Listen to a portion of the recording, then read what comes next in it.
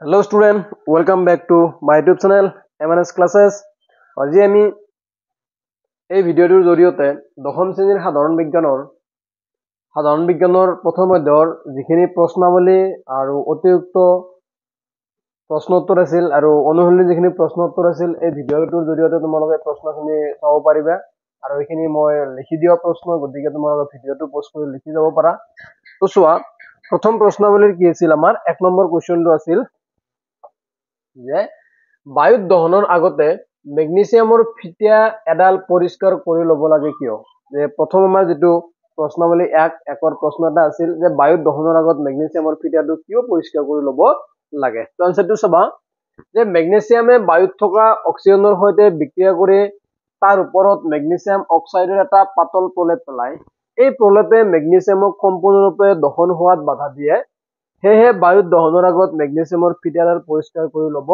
লাগে। মানে মেগনেছিয়ামৰ ফিটাডালে কি বায়ুত থকা অক্সিজেনৰ ওপৰত লগত বিক্ৰিয়া কৰি তাৰ ওপৰত পৃষ্ঠত কি কৰে মেগনেছিয়াম অক্সাইডৰ এটা পাতল প্ৰলেপ পেলায় আৰু সেই কাৰণে বালিয়া কাগজেৰে ঘঁহি আমি মেগনেছিয়ামৰ ফিটাটো কি চাফা কৰি ল'ব লাগে। এতিয়া 2 নম্বৰ কোৱেশ্চনটো আমাৰ কি আছে চোৱাচোন। তলৰ ৰাসায়নিক বিক্ৰিয়া কৰাৰ বাবে সন্তুলিত সমীকৰণ লিখা। Hydrogen plus chlorine hydrogen chloride চোৱা এইটো hydrogen plus chlorine hydrochloride hydrogen balance কৰাৰ কাৰণে 2 দিছো। মই ইয়াৰ আগৰ ভিডিওটোত চোৱা কি বেলেন্স কৰা শিকাইছো গতিকে ইয়াত কালি তোমালোকে ভিডিওটো পোষ্ট কৰিলে আনসাৰ বিলাক লিখি যাব পাৰা। 2 নম্বৰটো আছিল বেৰিয়াম ক্লোৰাইড এলুমিনিয়াম সালফেট বিক্ৰিয়া কৰি বেৰিয়াম সালফেট আৰু এলুমিনিয়াম ক্লোৰাইড ইয়াৰে সন্তুলিত ৰাসায়নিক সমীকৰণ লিখি দিছো। তাৰপিছত সোডিয়াম প্লাস পানী sodium hydroxide plus hydrogen sodium এটো বেলেন্স কৰা লিখা আছে। 3 নম্বৰটো কৈছে তলৰ বিক্ৰিয়াবোৰৰ বাবে অৱস্থা চিহ্ন সহ একোটা সন্তুলিত ৰাসায়নিক সমীকৰণ চোৱা। 1 নম্বৰটোত কৈছিল বেৰিয়াম ক্লোৰাইড আৰু সোডিয়াম সালফেটৰ জলীয় দ্ৰৱৰ মাজত বিক্ৰিয়া ঘটি অদ্ৰাব্য কি কৈছে অদ্ৰাব্য বেৰিয়াম সালফেট আৰু সোডিয়াম ক্লোৰাইড কি হয় প্ৰস্তুত হয়। ইয়াত গতিকে লিখা আছিল চোৱা যে বেৰিয়াম ক্লোৰাইড সোডিয়াম সালফেট বিক্ৰিয়া কৰি বেৰিয়াম সালফেট কি সোডিয়াম ক্লোৰাইড উৎপন্ন কৰে। এটো আমাৰ কি আছিল আনসাৰটো আছিল। 2 নম্বৰত আছিল যে সোডিয়াম হাইড্ৰক্সাইডৰ দ্ৰৱ পানীত ইয়াতে চোৱা আমাৰ অৱস্থা চিহ্নবিলাক কিন্তু লিখি দিয়া হৈছে ইয়াত এইবিলাক অৱস্থা চিহ্ন। সোডিয়াম হাইড্ৰক্সাইডৰ দ্ৰৱ পানীত হাইড্ৰক্লোৰিক এচিডৰ দ্ৰৱৰ সৈতে বিক্ৰিয়া কৰি সোডিয়াম ক্লোৰাইড দ্ৰৱ আৰু পানী উৎপন্ন কৰে। ইয়াত তোমালোকে দেখাই পাইছা সোডিয়াম হাইড্ৰক্সাইড হাইড্ৰক্লোৰিক এচিড আৰু কি সোডিয়াম ক্লোৰাইড আৰু কি কৰিছে পানী। এতিয়া আমাৰ সেই ৰাসায়নিক বিক্ৰিয়াবিলাক যে বুজাই দিছিলো যে সংযোজন বিক্ৰিয়া যে ৰাসায়নিক বিক্ৰিয়াবিলাক মানে সংযোজন বিক্ৰিয়া কাক বোলে মানে লেসনটোৰ ইয়াত মানে কমপ্লিট নোটছখিনি দি দিয়া হৈছে যে সংযোজন বিক্ৰিয়া যিবিলাক ৰাসায়নিক বিক্ৰিয়াত দুটা বা তাতকৈ অধিক বিক্ৰিয়ক পদাৰ্থ লগ লাগি যে যিবিলাক ৰাসায়নিক বিক্ৰিয়াত দুটা বা তাতকৈ অধিক বিক্ৰিয়ক পদাৰ্থ লগ লাগি এটা মাত্ৰ বিক্ৰিয়াজাত পদাৰ্থ উৎপন্ন কৰে তাক সংযোজন বিক্ৰিয়া বোলে। দেখা পাইছা হাইড্ৰোজেন আৰু অক্সিজেন লগ লাগি কি পানী উৎপন্ন কৰিছে আৰু ক্যালসিয়াম অক্সাইড আৰু পানী লগ লাগি ক্যালসিয়াম হাইড্ৰক্সাইড কাৰ্বন আৰু অক্সিজেন কাৰ্বন ডাই অক্সাইড চোৱা একেটা হৈছে আমাৰ সংযোজন বিক্ৰিয়াৰ উদাহৰণ। এটা কাৰ্যকলাপৰ পৰা এটা প্ৰশ্ন সোধা হৈছে কি এটা বিকাৰত অলপমান ক্যালসিয়াম অক্সাইড লৈ এটা বিকাৰত অলপমান ক্যালসিয়াম অক্সাইড লৈ পানী যোগ কৰা। এটা বিকাৰত অলপমান ক্যালসিয়াম অক্সাইড লৈ পানী যোগ কৰা আৰু তলত দিয়াবোৰৰ উত্তৰ কৰা আৰু তলত দিয়াবিলাকৰ কি কৰা উত্তৰ কৰা যে উষ্ণতাৰ কি ঘটিব সংঘটিত বিক্ৰিয়াটো লিখা যে প্ৰচুৰ পৰিমাণৰ তাপ উৎপন্ন হ'ব যে উষ্ণতাৰ কি হ'ব প্ৰচুৰ পৰিমাণৰ তাপ উৎপন্ন হ'ব আৰু উষ্ণতাৰ বৃদ্ধি ঘটিব আৰু তাৰ মানে উষ্ণতাটো কি হ'ব ক্ৰমান্বয়ে আমাৰ পাত্ৰটোত বাঢ়ি যাব। সংঘটিত বিক্ৰিয়া তো ক্যালসিয়াম অক্সাইড লৈছিল আৰু পানী লৈছিল বিক্ৰিয়া ঘটি কি হৈছে ক্যালসিয়াম হাইড্ৰক্সাইড আৰু কি হ'ব তাপ চোৱা। এবাৰ আমাৰ কি আছে বিযোজন বিক্ৰিয়া এবাৰ আমাৰ সব বিযোজন বিক্ৰিয়া আছে তো বিযোজন বিক্ৰিয়া কাক বলে আৰু উদাহৰণ চালে হল। সো বিযোজন বিক্ৰিয়াত কি ক'লে আমাক যে যিবোৰ ৰাসায়নিক বিক্ৰিয়াত এটা বিক্ৰিয়ক পদাৰ্থ ভাঙি গৈ একাধিক বিক্ৰিয়াজাত পদাৰ্থ উৎপন্ন হয় তাক বিযোজন বিক্ৰিয়া বলে। মানে এটা বিক্ৰিয়ক পদাৰ্থৰ পৰা একাধিক বিক্ৰিয়াজাত হৈছে অৰ্থাৎ যেটো ফেৰাছ সালফেট আছে ইয়াক তাপ দিয়াৰ লগে লগে কি হৈছে তোমাৰ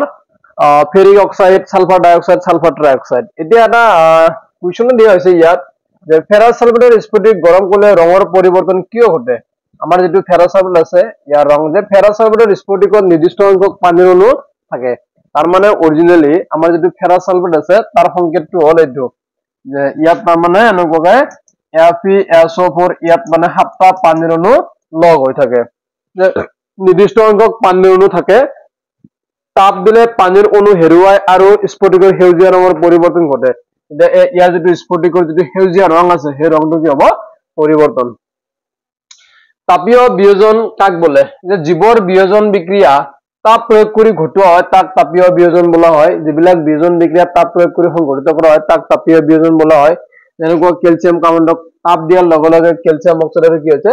কাৰ্বন ডাই অক্সাইড হৈছে তাৰ পিছত ধৰা আমাৰ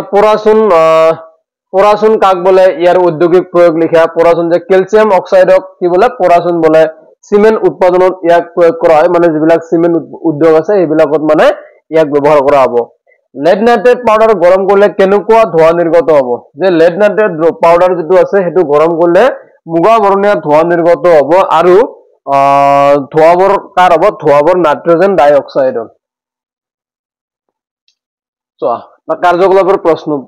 প্ৰশ্ন আছে এখন চিনামাটিৰ থালত 2 গ্ৰাম মান সিলভাৰ ক্লোৰাইড লৈ এখন চিনামাটিৰ থাল আছে তালত তাপ 2 গ্ৰাম মান সিলভাৰ ক্লোৰাইড লৈ সূৰ্যৰ পোহৰত ৰাখা আৰু তলত দিয়াৰ পৰা উত্তৰ কৰা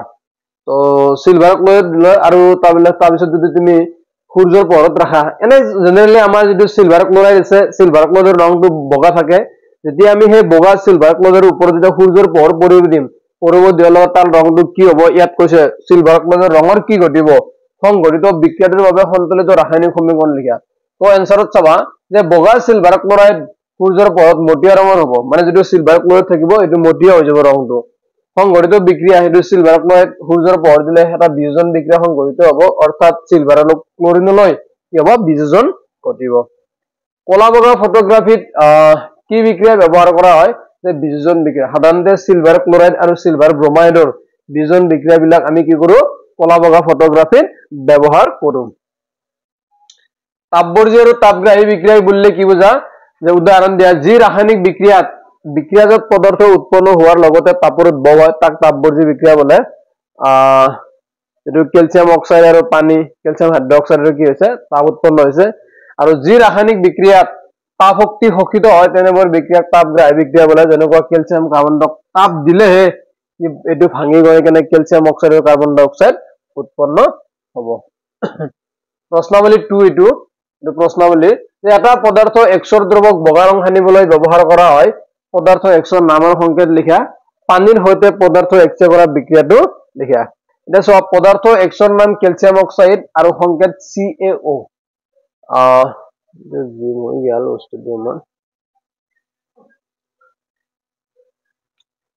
এটো পানী ক্যালসিয়াম অক্সাইড পানী আৰু ক্যালসিয়াম হাইড্ৰক্সাইড পাবা কাৰ্যকলাপ 1.7 এটা পৰীক্ষণত সংগ্ৰহ কৰা গেছৰ পৰিমাণ আনটো পৰীক্ষণত সংগ্ৰহ কৰা গেছৰ পৰিমাণৰ দুগুণকৈ এই গেছটোৰ নাম লিখা চোৱা এনসাৰটো চাবা এচিডযুক্ত পানীৰ মাজেৰে বিদ্যুৎ বিশ্লেষণ কৰিলে অক্সিজেন গেছ আৰু হাইড্ৰজেন গেছ উৎপন্ন হয় পানীৰ অণুৰ বিযোজন ঘটি এটা গেছ অক্সিজেন আৰু দুটা হাইড্ৰজেন গেছ কি হয় উৎপন্ন হয় হেহে এটা পৰীক্ষণৰ তুলনাত আনটো পৰীক্ষণত সংগ্ৰহ কৰা গেছৰ পৰিমাণ দুগুণ হয় আৰু এই গেছটোৰ নাম হল কি হাইড্ৰজেন এতিয়া আমি নেক্সট পঢ়িম কি চোৱা অপহৰণ বা প্ৰতিস্থাপন বিক্ৰিয়া কাক বলে উদাহৰণ দিয়া যি ৰাসায়নিক বিক্ৰিয়াত এটা অধিক সক্ৰিয় মৌলই কম সক্ৰিয় মৌল এটাক তাৰ যৌগৰ পৰা অপহৰিত কৰে তাক অপহৰণ বা প্ৰতিস্থাপন বিক্ৰিয়া বলে উদাহৰণ lead plus copper chloride এতিয়া এই leadটোৱে কপাৰক ইয়াৰ পৰা অপহৰণ কৰি lead chloride আৰু কি কপাৰ ঠিক একেদৰে আইৰনে কপাৰ সালফেটৰ পৰা কপাৰক অপহৰণ কৰি কি কৰিছে আইৰন সালফেট তাৰ মানে আইৰনটো কপাৰতকৈ অধিক সক্ৰিয়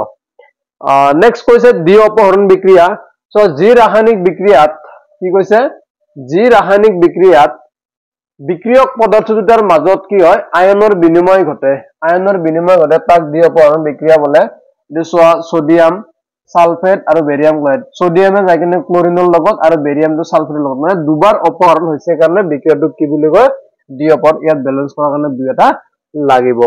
তাৰ পিছত কৈছে জাৰণ বিজাৰণ বা ৰেডক্স বিক্ৰিয়া বুলিলে কি বুজা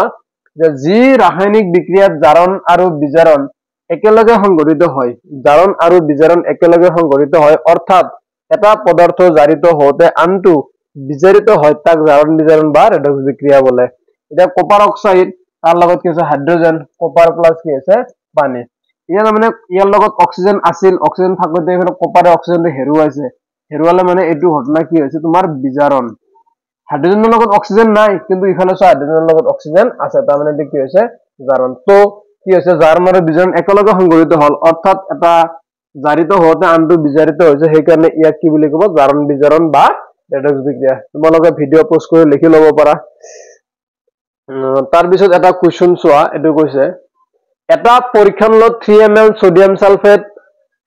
দ্ৰৱ লৈ তাত 3 ml বেৰিয়াম ক্লৰাইড দ্ৰৱ যোগ কৰা আৰু তলত দিয়াবোৰ উত্তৰ কৰা বিক্ৰিয়াটোৰ পৰ্যবেক্ষণ লিখা বিক্ৰিয়াৰ সন্তুলিত সমীকৰণ লিখা সোডিয়াম সালফেট আৰু বেৰিয়াম ক্লৰাইডৰ মাজত বিক্ৰিয়া ঘটি বেৰিয়াম সালফেটৰ বগা অধক্ষেপ আৰু সোডিয়াম ক্লৰাইড উৎপন্ন হ'ব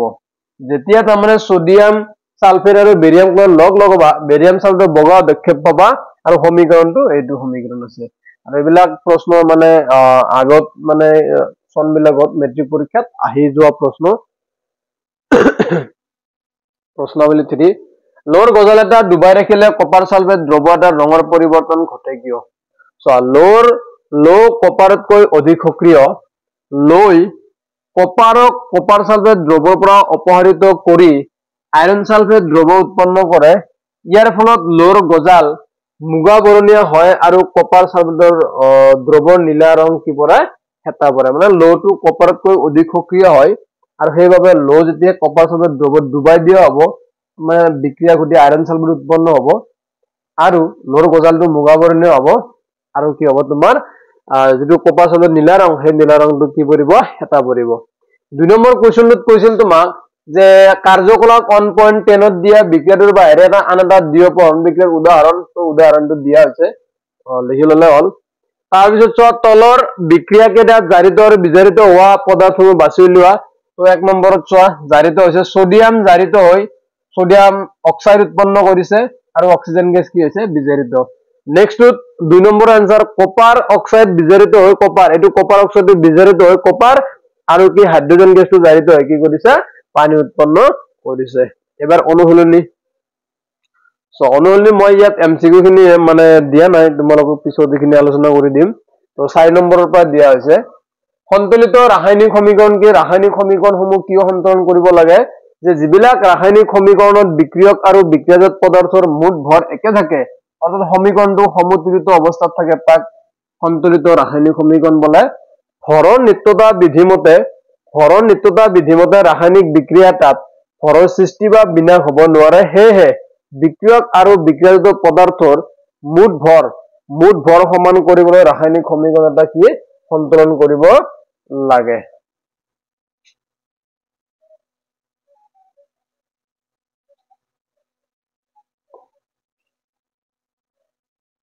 5 নম্বৰ চোৱা 5 নম্বৰটো আমাক কি ক'লে যে তলৰ উক্তিসমূহ ৰাসায়নিক সমীকৰণ ৰূপত লিখা আৰু সন্তৰণ কৰা এটো চোৱা হাইড্ৰোজেন গেছে নাইট্ৰোজেন গেছৰ সৈতে লগ হৈ এমোনিয়া এটো হাইড্ৰোজেন গেছ নাইট্ৰোজেন গেছৰ সৈতে লগ হৈ NH3 উৎপন্ন কৰিছে তো হাইড্ৰোজেন দুটা নাইট্ৰোজেন দুটা যাৰ কাৰণে ব্যালেন্স হোৱাৰ কাৰণে 3 আৰু 2 দিয়া হৈছে হাইড্ৰোজেন সালফাইডে বায়ুত দাহিত হৈ পানী আৰু সালফাৰ ডাই অক্সাইড উৎপন্ন কৰিছে এটো হাইড্ৰোজেন সালফাইড এটো অক্সিজেন এটো পানী আৰু সালফাৰ